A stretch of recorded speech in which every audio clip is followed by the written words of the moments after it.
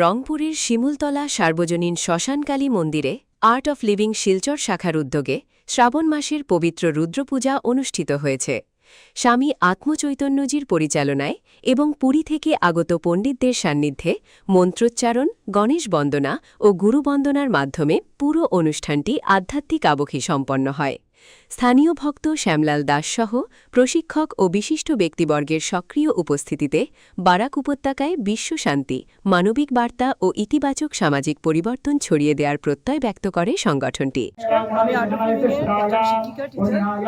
আমাদের বরাবরই বিভিন্ন জায়গায় এই যে রুদ্র চাটিং, যেটা রুদ্রপূজা, রুদ্রাভিষেক, যেটা আমাদের শ্রাবণ মাসে হয়, সেটা বিভিন্ন অঞ্চলে হচ্ছে।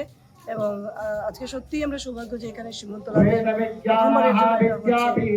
আপনারা সবাই যদি সহযোগিতা করেন, আগামীতে আমরা আরও প্রচুর পুজোগুলো বাড়াবো। কারণ আমাদের আর্ট অফ লিভিং অর্গানাইজেশনটাই এরকম, বিশ্বের 180টা দেশে আমাদের কাজ চলছে, বিভিন্ন ধরনের কাজ চলছে।